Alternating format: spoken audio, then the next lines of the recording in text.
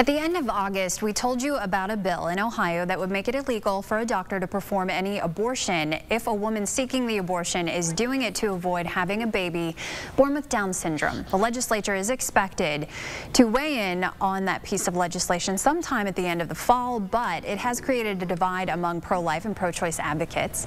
At the time, we spoke to a woman and her young son who has Down syndrome about what it's like to get the diagnosis and to live with Down syndrome. Tina Erwin and her son JC are back with us today, along with JC's pediatrician, Dr. Willis from St. Mary's. Thanks for joining us today. We're so happy to have you.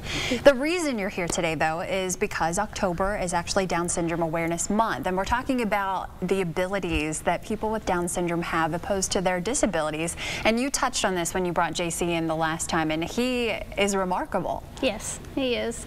They can do everything all the other kids do. Sometimes just a little slower rate. But they get there. Right, and he's 6 years old now, right? He'll be 6 in December. He'll be 6, yeah, and he's doing just fine. Yes. And last time you were here, we talked about this fear that comes when parents get the diagnosis, whether it's before the baby is born or afterwards. And as a doctor, Dr. Willis, I'm sure that you see this a lot in parents when they come in and they realize this. How do you help them with this? I just try to be as honest as I possibly can. You know, they may already have a little bit of knowledge about it and maybe know that the diagnosis is coming just from the reactions they've had already, or maybe some tests that have been done. But, you know, I just try to be open and honest and tell them the truth. And, you know, there's a definitive diagnosis still to be made with some tests. But and when we talk about the truth, what is the truth about Down syndrome? You know, that there will be some delays. You know, that's a given. But they can still live very functional lives. And what's the reaction then when you tell parents that? I don't know. I've not had too many to tell, to be honest with you. But, you know, Tina was very open about it. I mean, there was never any hesitation about anything with her. So right. And at the time, I'm sure this was brand new to you, though, and you didn't have a lot of information. Hey, buddy. And you mentioned this place to me. It's Thomas Center in Cincinnati at their children's hospital there, where you got a lot of resources. So there are a lot of things out there available for parents. Talk about your experience with them. Well, since JC had went on to Cincinnati Children's because of a bowel disease that he has, that's how we found out about the Thomas Center, and it is a whole facility geared for Down syndrome.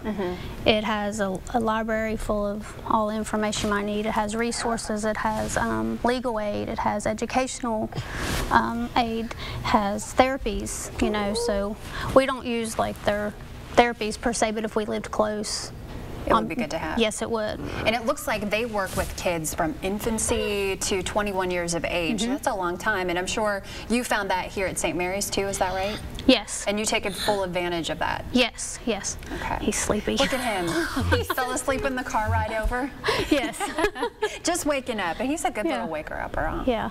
Now talk about, when we talk about Down Syndrome Awareness Month, one thing I loved, I was reading a little bit about it, is that they talk about encouraging people to do random acts of kindness. And this made me think of JC, because last time you were here, I mean, obviously, he is just the sweetest little boy, and I think that goes hand in hand when they encourage people to do that, because this is the kind of people that they are. They're just kind and gentle and sweet. Yes, and everywhere we go, he's giving out hugs, blowing kisses, saying hi, greeting everybody. Except when he's a little tired. Except when he's sleepy. Takes him a second, but he was good after that. So I've had a long day at school.